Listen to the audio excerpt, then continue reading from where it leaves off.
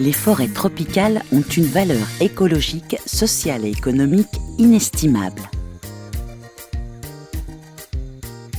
Elles sont réputées pour la richesse et la variété des organismes vivants qu'elles abritent.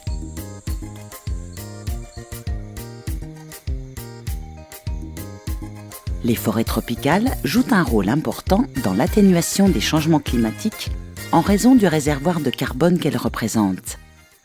Vous savez, le bassin du Congo, c'est 200 millions d'hectares. C'est le deuxième poumon au monde. Après l'Amazonie, c'est le bassin du Congo. Et le bassin du Congo représente un réservoir important du carbone. Il peut absorber jusqu'à 500, on dit à ce propos, 500 millions de tonnes de CO2 par an. Les forêts tropicales assurent un rôle primordial dans la régulation des eaux douces et contribuent à stabiliser et protéger le sol de l'érosion. Elles sont aussi d'une importance vitale pour les communautés locales qui dépendent des ressources forestières pour leur subsistance. Car la forêt est source d'alimentation, de médecine, d'énergie domestique et de bois de construction. Environ 1 personne sur 4 est dépendante de ces forêts et la plupart vivent en dessous du seuil de pauvreté. C'est dans ce contexte que le concept de foresterie communautaire a vu le jour.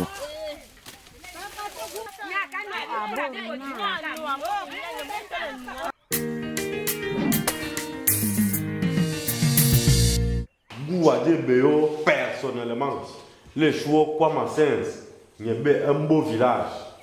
C'est ça que parler les mengoïs, il y a proposé et il y a valable pour tout le monde.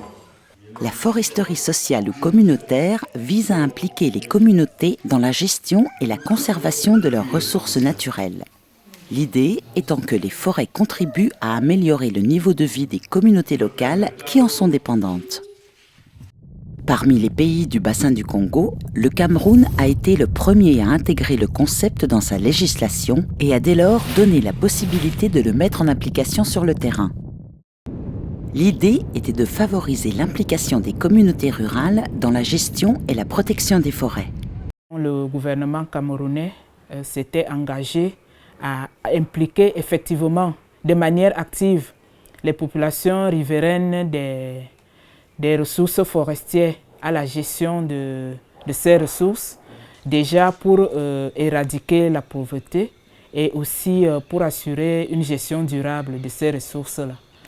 Et c'est à cet effet que dans notre loi qui date du 20 janvier 1994, on va introduire pour la première fois la notion de foresterie communautaire. Pour définir une forêt communautaire selon nos textes, c'est une portion de forêt qui est dans le domaine forestier non permanent pour laquelle l'administration signe une convention de gestion avec une communauté donnée pour une durée de 25 ans et la superficie d'une telle portion n'excède pas 5000 hectares. Une forêt communautaire est donc exploitée pendant 25 ans selon un système de rotation des parcelles. Chaque année, une seule parcelle de forêt est exploitée puis laissée en repos pour se régénérer pendant 24 ans.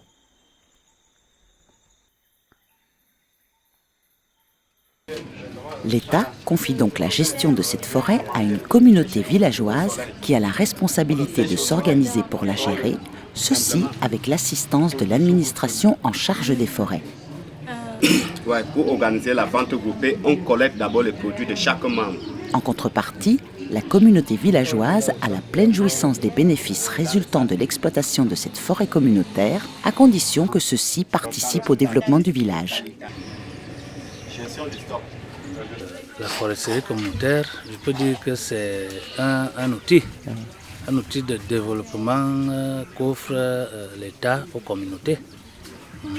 Parce qu'à travers la forêt communautaire, les communautés peuvent s'auto-gérer. PDFC, c'est Partenariat pour le développement des forêts communautaires. Donc c'est un projet qui est mis en œuvre au Cameroun par des organisations, la SNV, Nature Plus, l'Université de Liège et la faculté agrobiotech de Gembloux.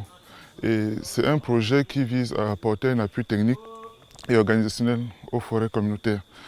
Le PDFC poursuit l'objectif d'améliorer les conditions socio-économiques des populations locales par le renforcement des capacités des communautés à gérer durablement leurs forêts communautaires et à en tirer des revenus collectifs et individuels durables et équitables.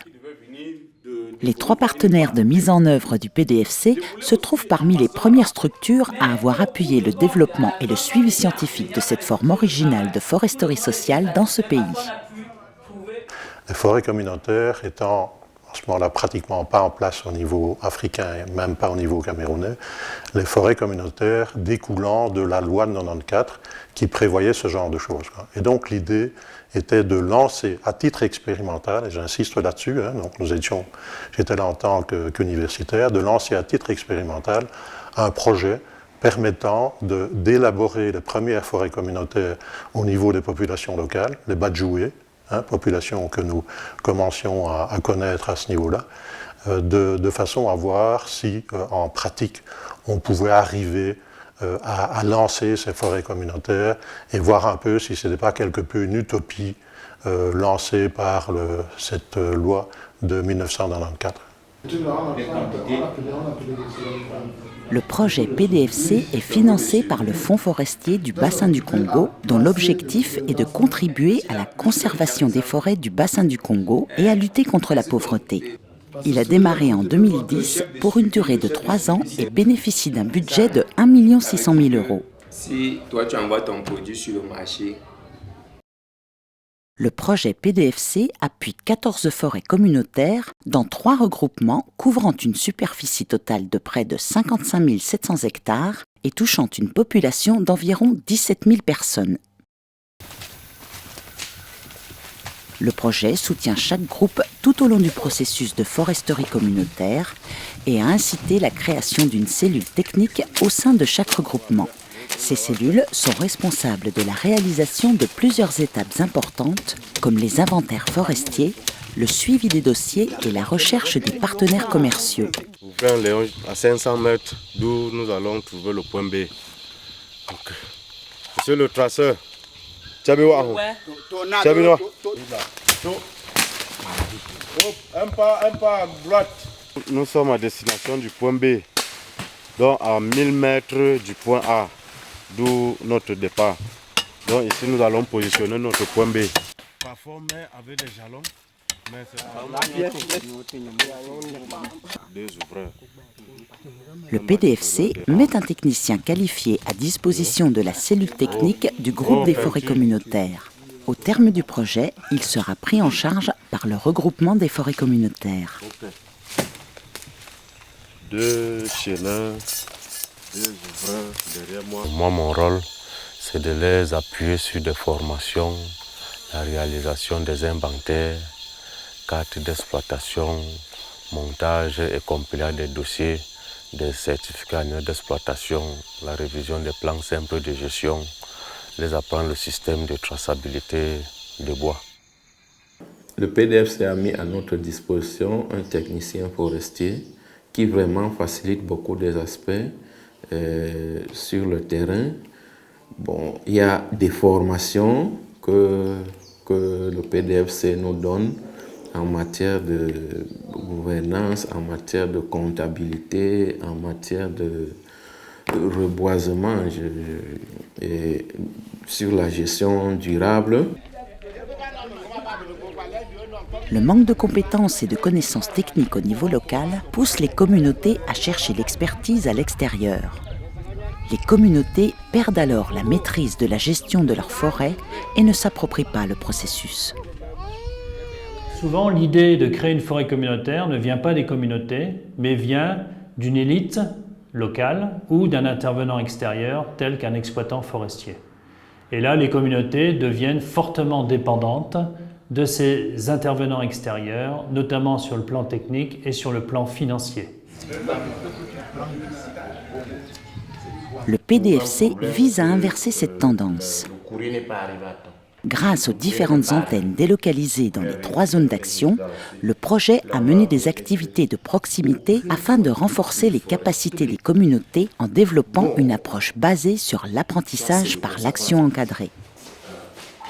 Nous avons eu des formations en technique d'exploitation. Nous avons eu des formations sur le positionnement de la carte parcellaire. C'est-à-dire qu'à partir de la carte, vous pouvez déjà identifier un arbre en brousse. Ça, c'est le travail de PDFC. Nous avons vu des formations sur les inventaires, parce que dans les forêts communautaires, on ne connaissait pas faire les inventaires. Aujourd'hui, beaucoup de communautés en savent. Afin de gérer durablement la forêt, le projet accompagne les communautés à la réalisation de l'inventaire des parcelles forestières. Chaque année, la communauté doit documenter les ressources qu'elle compte exploiter, définir la zone exploitable et matérialiser les limites de la parcelle. Chaque étape sera contrôlée et vérifiée par l'administration locale. Nous vérifions la matérialisation des limites sur le terrain, par exemple en ce qui concerne les parcelles annuelles. Et vérifions les résultats d'inventaire, ce qui se passe sur le terrain. Diamètre 80, 617.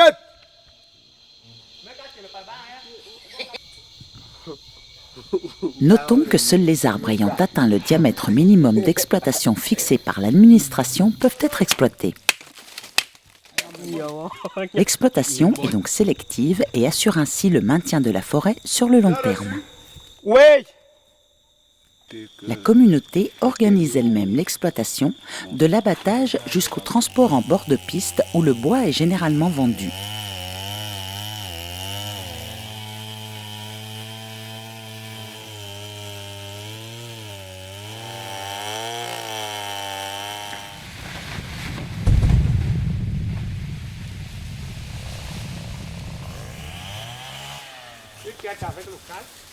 Une des difficultés reste l'évacuation du bois de la forêt qui se fait actuellement à dos d'homme.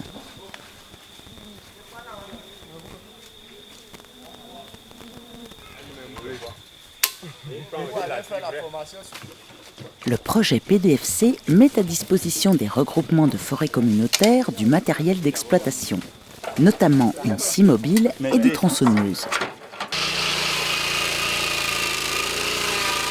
Ce matériel donne davantage d'autonomie aux communautés locales qui gagnent en force et en crédibilité lors des négociations avec les acheteurs. Par ailleurs, le fait d'avoir des équipes de production locales fait de cette foresterie sociale une source d'emploi non négligeable dans ces zones isolées d'Afrique.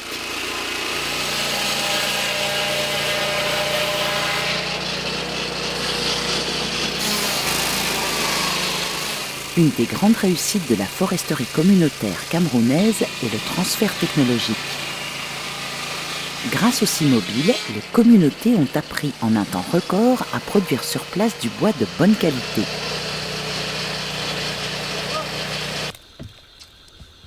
Le projet accompagne également les communautés dans la mise en place d'un système de traçabilité du bois afin qu'elles soient à même d'en garantir l'origine légale. Oui, nous avons été assistés par le PDFC dans le renforcement des capacités sur la traçabilité. Ce système de traçabilité permettra au gouvernement, à nous autres gouvernants et l'opinion, les commerçants internationaux de déceler un peu l'origine des bois. Et ça va aussi limiter cette fraude des titres. Avec l'appui du projet PDFC, les communautés villageoises mettent en place des pépinières et reboisent leurs forêts communautaires afin d'en assurer une gestion durable. Oui, nous avons mis une pépinière villageoise parce que nous avons prévu ça dans notre programme d'investissement. Nous avons prévu que il fallait avoir une pépinière afin de reboiser notre forêt dans des parcelles déjà coupées. Le PDFC a mis un accent particulier sur l'aspect commercial, un point clé pour la réussite de la foresterie communautaire. Le SIM, c'est un système d'information sur les marchés. Avec ce système d'information, ils peuvent donc être outillés avoir les connaissances sur les prix régulièrement et pouvoir négocier avec ceux qui sont en face d'eux pour l'achat de ces différents produits. Des acteurs mieux informés peuvent ainsi exiger de meilleurs prix. Son dernier prix, c'est 1400, comme ça là. Michel me sonne. Actuellement, les communautés sont souvent perdantes en vendant leur bois à bas prix. Par ailleurs, l'acheteur paye uniquement les mètres cubes sortis de la forêt et n'a donc aucun scrupule à abandonner en forêt de grandes quantités de bois pourtant commercialisables. On n'a vraiment pas encore des acheteurs de bois qui ont des bons prix et puis l'exploitation est vraiment sélective. Ils ne prennent que quelques essences et tout le potentiel reste en forêt.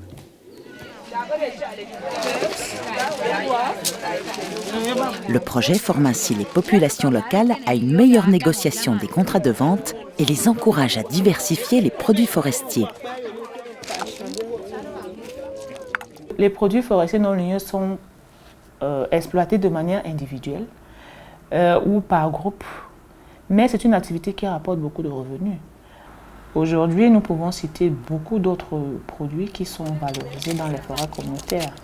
Avec l'argent issu de la commercialisation des produits forestiers non ligneux, elles peuvent envoyer les enfants à l'école, elles peuvent assurer la santé, les besoins en santé de la famille, des enfants elles-mêmes et parfois de l'époux. La vente du bois génère des revenus destinés au développement local. La gestion des revenus est très délicate. Elle demande des formations et un mécanisme d'information et de transparence au sein de la communauté afin d'éviter les conflits et malversations. Les communautés s'entendent donc préalablement sur un plan d'investissement tenant compte des ressources disponibles et des besoins de la communauté. L'argent généré par l'exploitation forestière locale participera dès lors au développement de la communauté. Avec la foresterie communautaire, c'est très rapide. Les retombées en termes financiers arrivent directement au niveau de la communauté. Et la communauté a la possibilité de décider de ce qu'elle doit faire de ses revenus. Le choix des projets à financer n'est pas chose simple. Plusieurs réunions sont nécessaires afin d'identifier les besoins réels de l'ensemble de la communauté et d'analyser la faisabilité des projets suggérés. Est-ce qu'il y a une famille minoritaire dans la communauté? Pour que les décisions se prennent en assemblée, c'est-à-dire que toute la population est concernée. C'est-à-dire les jeunes, les femmes et les enfants, c'est-à-dire tout le monde se réunit en assemblée et on prend des grandes décisions en assemblée. Oui, chacun apporte sa contribution, chacun dit ce qu'il conçoit et unanimement, on s'entend sur un principe. La foresterie communautaire est venue améliorer l'espace de discussion et de développement au niveau des villages.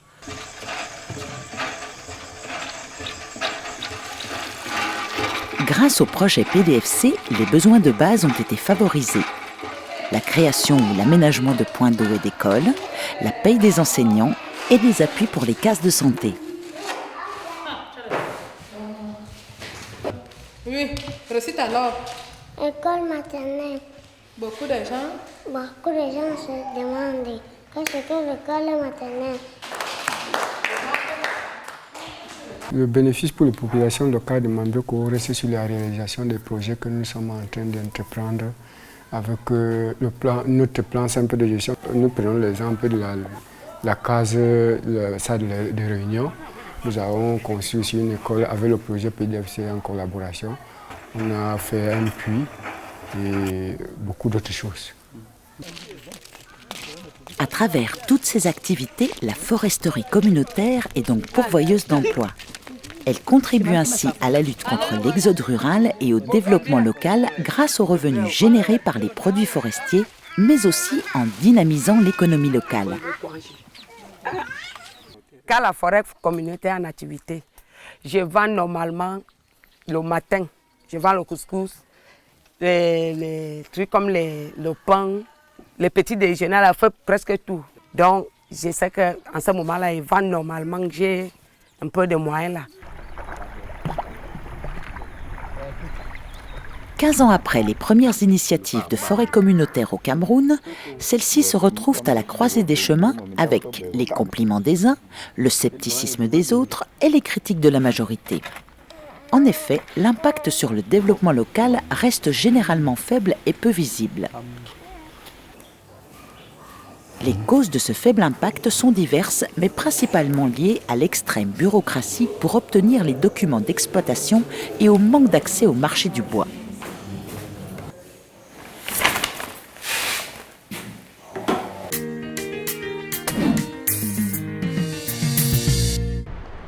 Dans le cadre de la lutte contre l'exploitation illégale du bois, l'Union européenne, grand importateur de bois tropicaux, a élaboré en 2003 un plan d'action portant sur l'application des réglementations forestières, la gouvernance et les échanges commerciaux, plus connus sous le nom de FLEGT.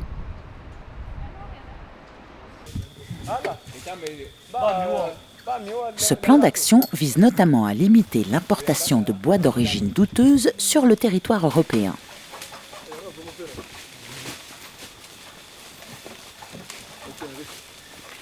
Le Cameroun vient de signer en 2010 un accord de ce type. Il prévoit de vérifier la légalité du bois produit par tous les types de titres forestiers camerounais, y compris les forêts communautaires.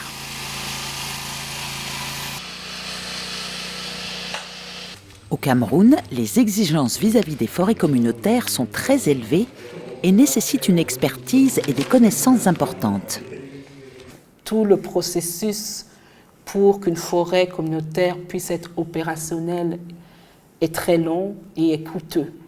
La première difficulté est liée à l'obtention des documents légaux au sein des forêts communautaires. C'est-à-dire, pour entrer en possession des documents légaux, d'abord, c'est très cher.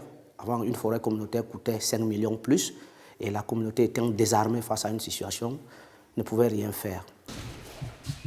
Ceci a pour conséquence une forte tendance au recours à des sous-traitants pour préfinancer ces actions.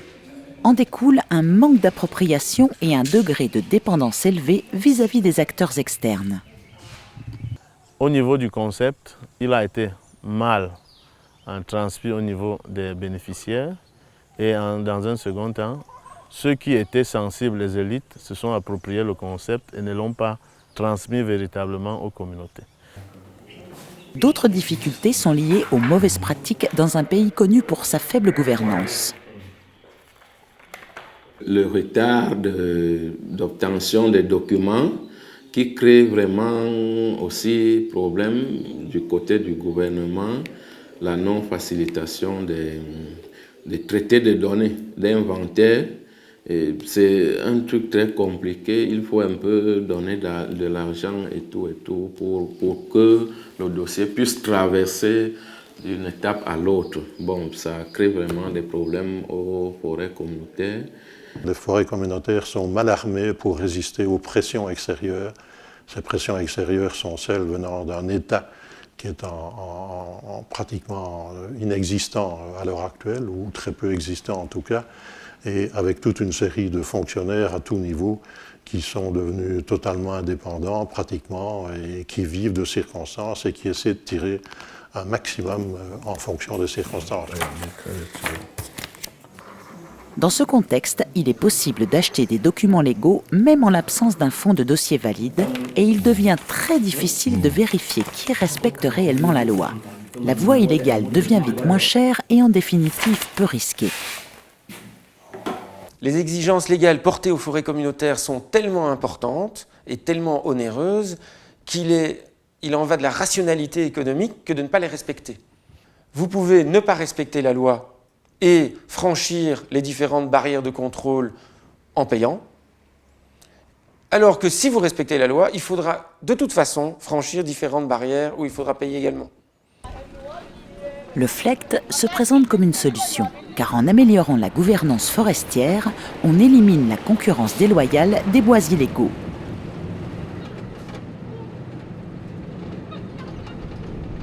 Alors les FLEGT travaillent principalement sur la légalité et sur la gouvernance.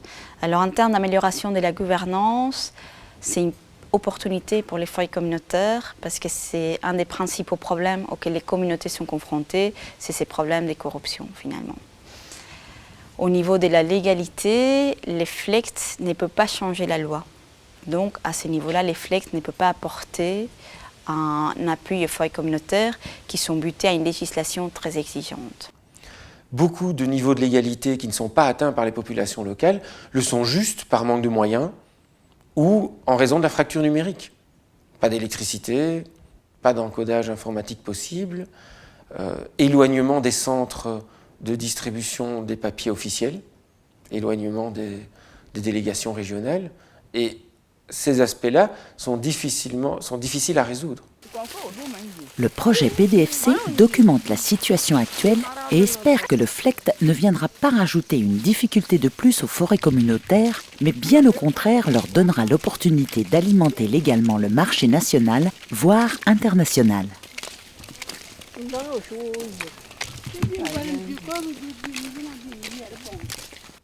Si les forêts communautaires ne parviennent pas à intégrer le FLEGT, il y a deux problèmes qui risquent de se poser. D'une part, on va perdre l'occasion d'avoir un marché national du bois qui soit approvisionné par du bois légal. Actuellement, le marché national du bois est approvisionné essentiellement par du bois illégal. Et les forêts communautaires sont une opportunité pour fournir ce marché national en bois légal. D'autre part, si les forêts communautaires ne parviennent pas à intégrer le FLEGT, il y a un grand risque que cela serve d'argument supplémentaire pour exiger leur disparition. Mais symboliquement, ce serait quelque chose de très grave, dans le sens où le Cameroun supprimerait le seul titre forestier qui est accessible aux communautés locales. Malgré ces aspects négatifs, les forêts communautaires améliorent la gouvernance et, petit à petit, amènent les communautés à apprendre les bases d'une démocratie locale. Les forêts communautaires ont fait un pas en avant dans les aspects de gouvernance. Et aussi, les gestionnaires des forêts communautaires ont de plus en plus le souci de rendre compte aux communautés qui sont en fait propriétaires de la forêt communautaire. La foresterie communautaire est un processus qui est extrêmement long, il demande un changement de la manière de travailler.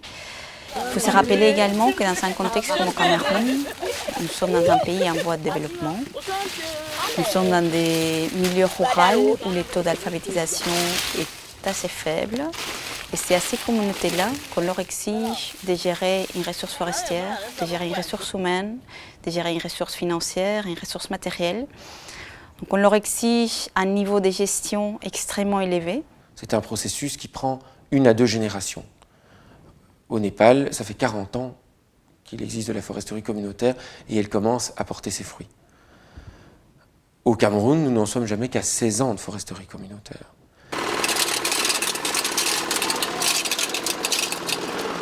Long, mais pas impossible, car le renforcement des capacités des différents acteurs, couplé à une amélioration de la gouvernance, commence doucement à porter leurs fruits.